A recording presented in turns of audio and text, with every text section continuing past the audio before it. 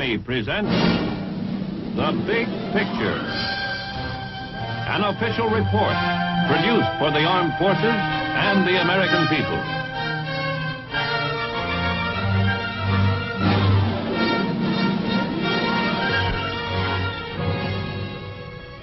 Today, our Big Picture camera takes us to our nation's capital for a visit with Sergeant Stuart Queen at the National Press Club.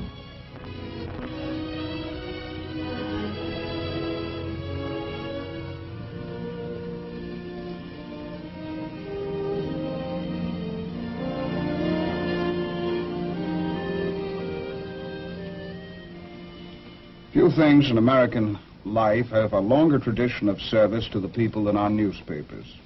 Since long before the Revolution, they have covered the growth and, well, progress of our nation. They have recorded our mistakes and our successes. They have reflected our grief and our humor.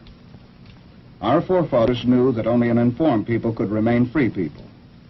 It has been the task of newsmen to keep us informed.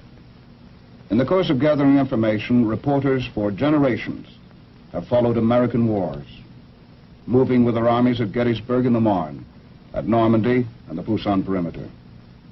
If their stories had a common hero, it was the American soldier.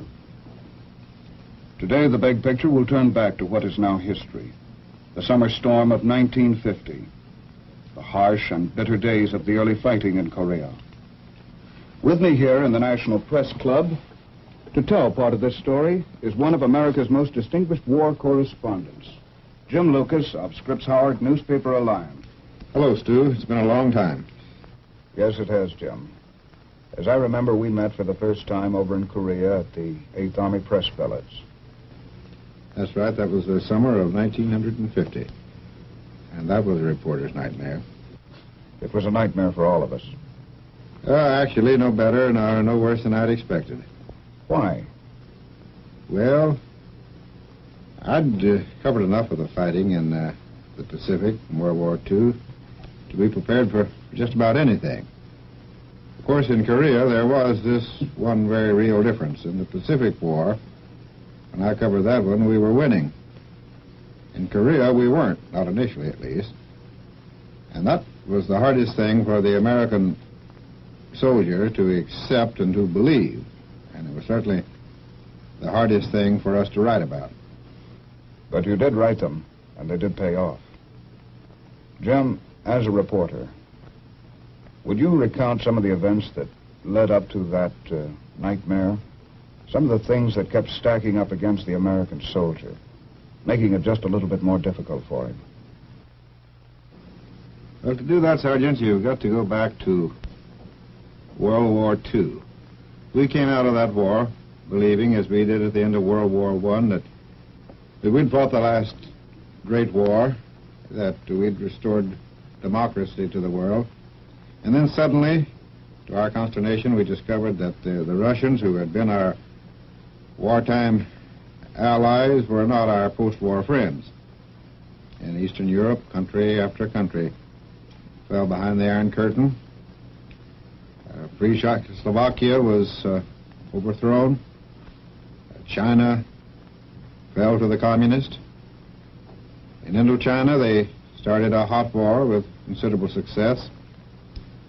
They tried to choke us out of Berlin, and fortunately, our airlift prevented that. But aside from a few Cold War victories, which certainly we don't underestimate, like our foreign aid programs and the success of the Berlin airlift, the communists had things pretty much their own way.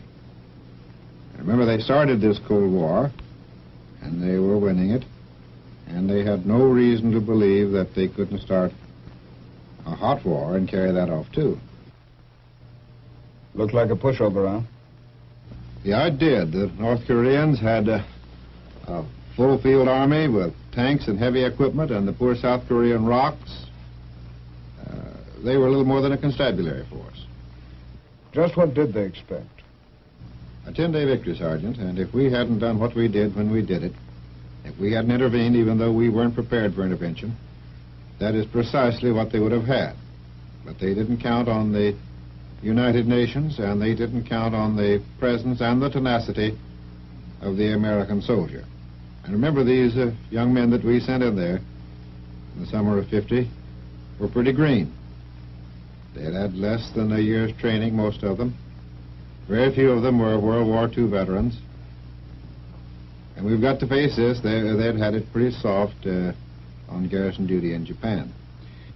Jim, through the eyes of the combat cameramen who were there with you, we're going to go back and re-examine some of the events that took place following the communist crossing of the 38th parallel. You knew this war. You wrote about it. You were there. Let's go back to that fateful summer of 1950. Korea. Korea, a crowded little finger of land extending out of Asia's mainland, pointing significantly toward Japan and the Pacific beyond. A nation not much larger than our state of Minnesota, but acre for acre, one of the most violently mountainous areas on Earth. Today, the capital city, Seoul, is largely restored, rising from the rubble of almost total destruction to become at least somewhat like her old self. The Capitol building wears a new dome, but nothing short of complete rebuilding will ever erase the battle scars in these walls. As Koreans today know it, the peace is an uneasy armistice in a divided nation. But with the dogged stoicism of a culture 4,000 years old, they go about the business of living, knowing as they do that for the living, there is no other course. In the markets, the scrap pile school of architecture prevails, but business is as colorful, noisy, and aromatic as it ever was. North of Seoul, the mountains rise in sharp volcanic disorder. Green foliage has returned to slopes once blasted bare by TNT and napalm, but at the summits, eyes still keep watch to the north. Along the demilitarized zone, or DMZ, entrenched forces face one another across no man's land. Here, the armistice decreed, the armies would pull back from one another, forming a buffer zone among the mountains. Once again, Korea, the ancient mountain kingdom of Chosen, is in fact the land of the morning calm. But no one forgets June 25th, 1950. It was still dark, 4 o'clock on a Sunday morning.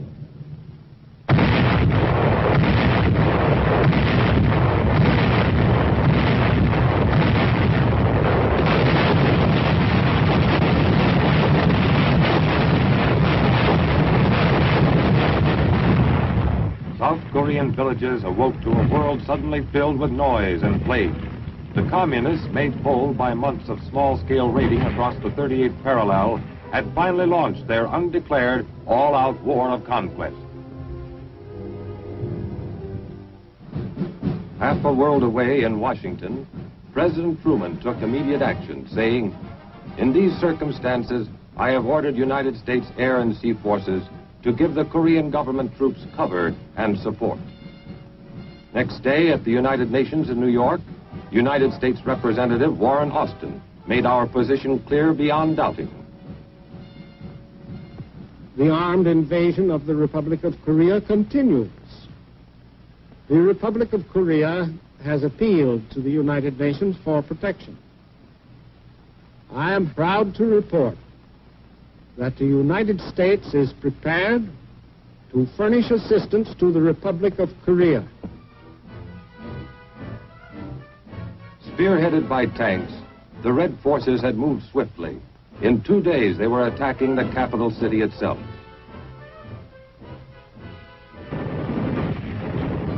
Seoul fell the next day, June 28th. By June 30th, the communists had crossed the Han River south of Seoul and fought through the rail city of Yongdong-po. With their heavy Russian-made tanks, they thrust aside South Korean resistance, racing down the corridor which led through Anyang toward Suwon. Here the helpless and homeless gathered, only to be told they must flee still farther southward. Everywhere they saw their outnumbered countrymen rushing north to join the battle. Less than a dozen combat planes were available, several of them piloted by Americans. The Korean-American Volunteer Group. What little you could do with only 10 aircraft, we did.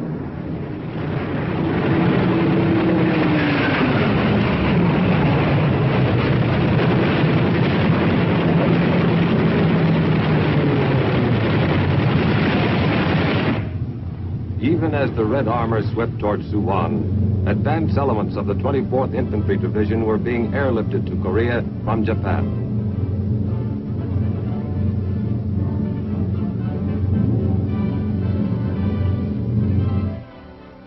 Their coming was known to the people. They were welcomed with cheering. 4 days later, they met the enemy south of Osan, and the cheering was forgotten. Man, I was scared. I didn't know it was going to be like that.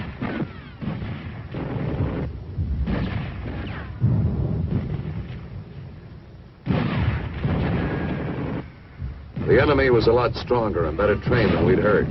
Some guys thought we'd have it easy. It didn't work out that way. Retreat. The few heavier weapons covered each withdrawal as best they could. Where they had divisions, we had companies. Pull back, fight, pull back again. 4 days and nights, nobody slept. We started with a good many green troops. Now anybody could still pack his gear, he was a veteran.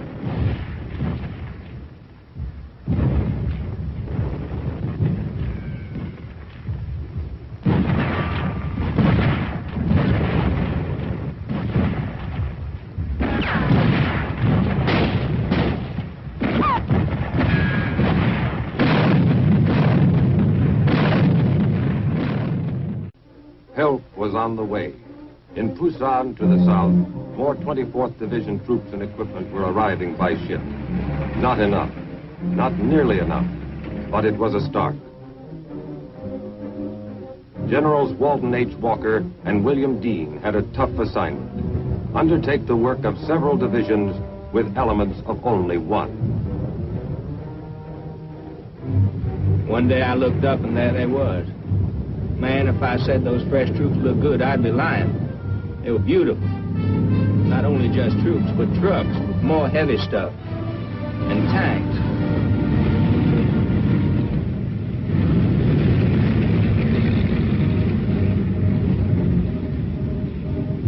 We met our first Red Armor 25 miles north of Daejeon.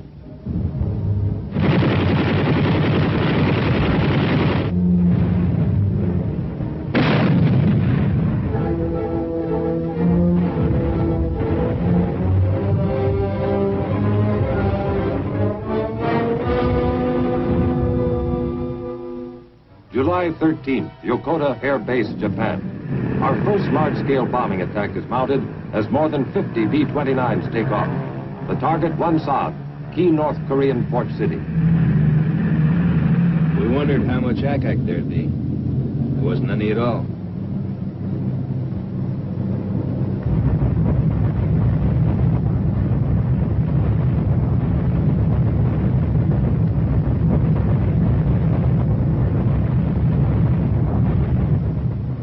Be a little slow around Wonsan tomorrow. As the communists moved south toward Daejeon, we pulled back across the Kum River. This natural barrier offered another chance to buy time from the enemy. We took advantage of it.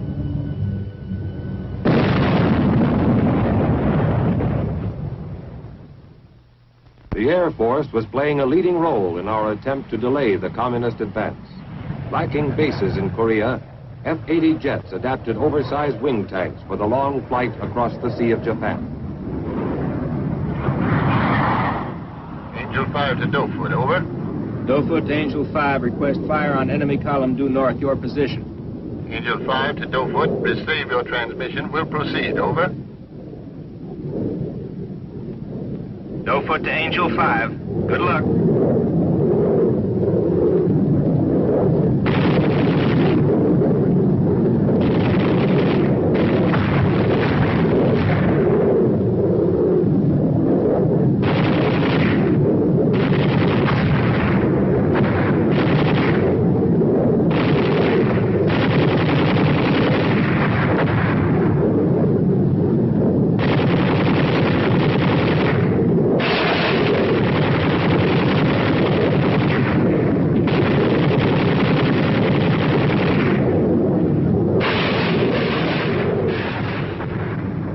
July 18th, the Sea of Japan. A Navy task force approaches the east coast of Korea. Destination, Pohang. Mission, to land the men and machines of the 1st Cavalry Division. The Korean battle line was moving rapidly on all fronts. Only on arrival were the troops informed that the landing would be unopposed. The division's 27,000 men started ashore. Psychology says how you're supposed to feel sort of disappointed. Expect to fight and then don't have to. Maybe so. I wasn't disappointed. On July 20th, the Reds reached Daejeon. 24th Division troops led by General Dean were to hold as long as possible. There was something fishy about Daejeon. I mean, they threw in a little artillery and then we waited.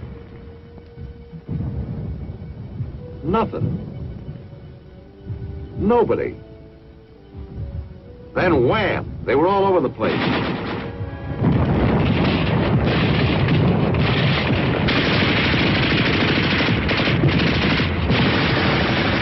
We found out we were surrounded.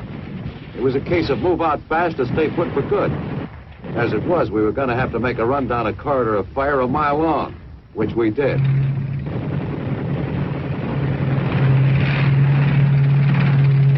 We had bought more time, but Daejeon was gone, and with her, General Dean. We traded time for space. 2 weeks for the land between Daejeon and the Naktong River. From behind the wide, deep waters of the Naktong, we could test our growing strength. We cut the bridges and poured our fire on the opposite banks.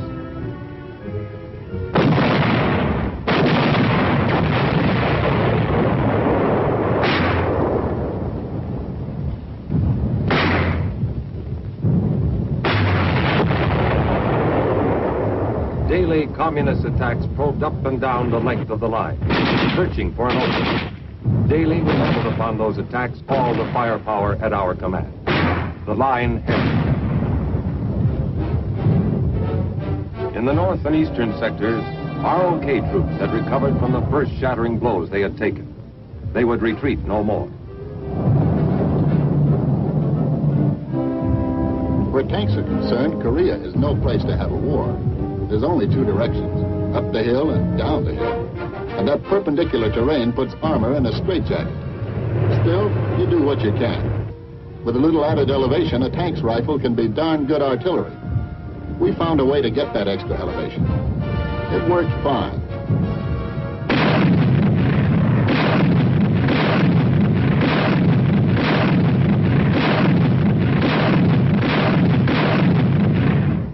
Early in August, General William Keane received orders to carry out our first large-scale offensive action. The enemy was trying to punch through in the south and capture Pusan. Task Force Keane, composed of General Keane's 25th Division, the 5th RCT, and the 1st Provisional Marine Brigade, was to repel this attack.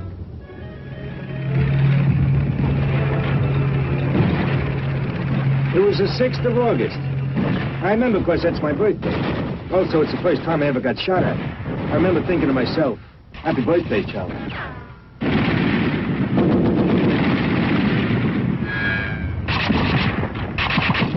The word came down. Time to move again. We had to get to high ground instead of the base of fire. The armor took charge of the low ground. And from the ridge line, sparked by the Marine Brigade, foot soldiers unleashed their fire. Methodical, concentrated, deadly.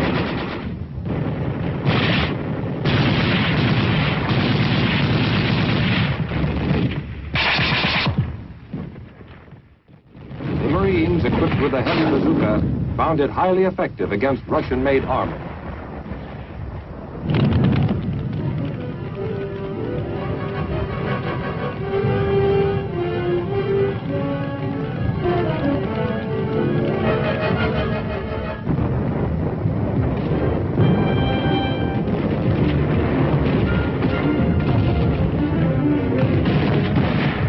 Beyond, Marines and soldiers faced a dirty, dangerous task: to clear the area of Red snipers and stragglers. For veterans of the Pacific, the action was painfully familiar. Like the Japanese, the small-bodied North Korean soldier had a talent for hiding behind a bush no larger than you might grow in a window box.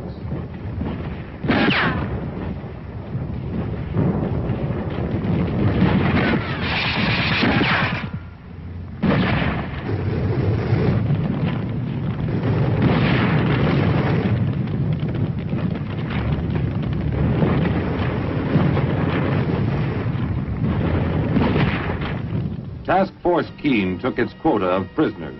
Many had shed their uniforms, hoping to escape in the white civilian clothes worn underneath. At close quarters, the enemy lost his fearsomeness. Usually, he was very young. Always, he was glad to be out of the fighting. Task Force Keene had earned a brief moment in which to catch its breath.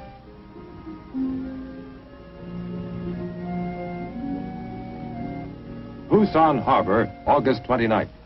The first non-American troops to join the UN forces in Korea arrived from Hong Kong. 2 battalions from the Argyle and Sutherland Highlanders and the Middlesex Regiment. Tell us straight truth, we was happy to reach Korea. The past 6 months we'd been sweltering in Hong Kong. And it's so bloomin' hot we were scared to dig a hole for fear we'd bust right through into hell. At least over here we'd be cool enough so's a man could enjoy his blinking tea time. September 1st, an all-out red offensive across the Naktong tightens our circle of defense. The siege of the Pusan perimeter is on. In the Sea of Japan, Task Force 77 carriers speed up their operations.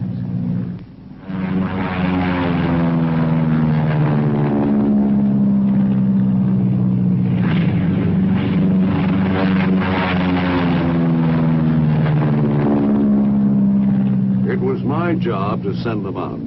Every available aircraft, every usable minute of every day. Our enemy had long, vulnerable supply lines now. Without adequate stocks of ammunition and fuel, his strength would fail. With luck, we'd make sure.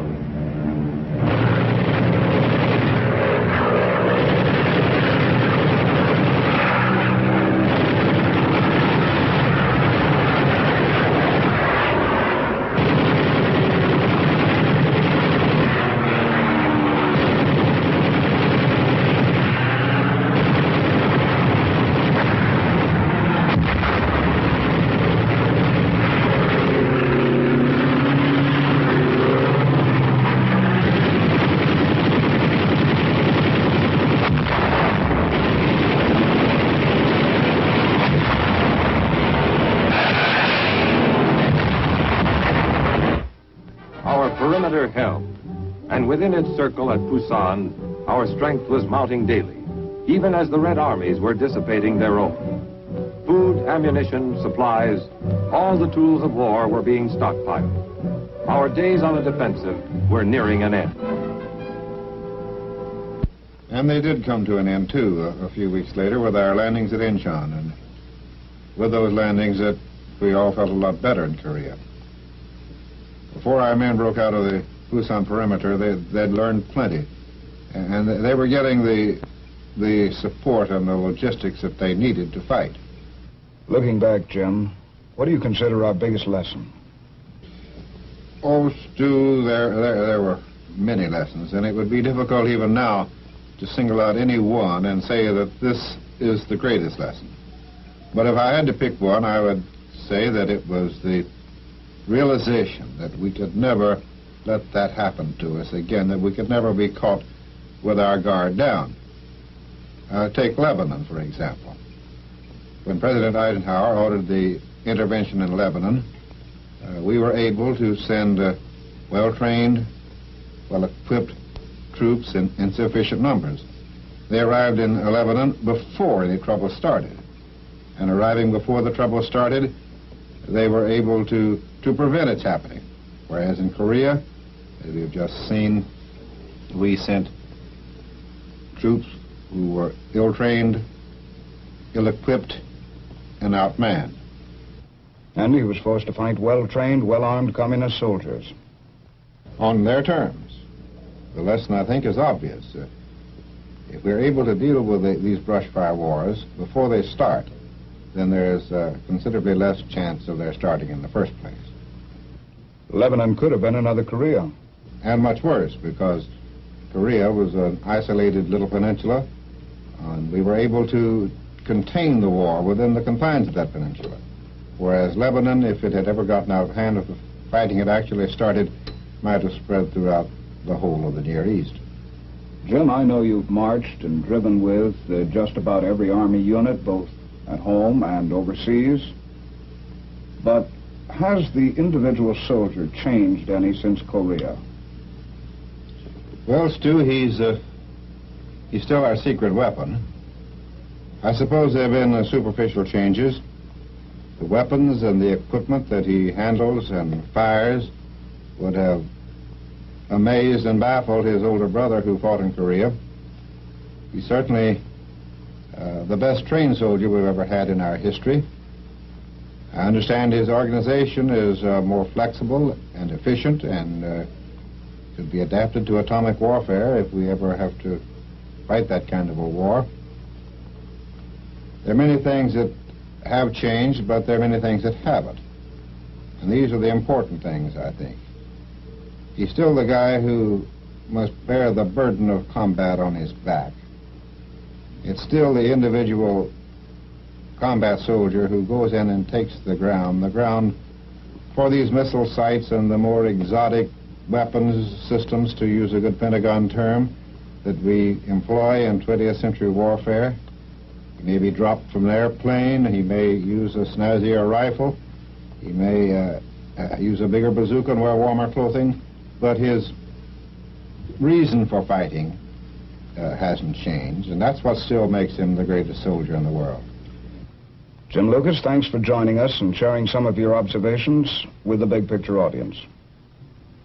We've been privileged to have as our guest Mr. Jim Lucas, member of the Washington Press Corps and correspondent whose coverage of the Korean War will long be remembered as a chronicle of the nation's fighting man. Now this is Sergeant Stuart Queen, your host for the Big Picture. The Big Picture is an official report for the armed forces and the American people.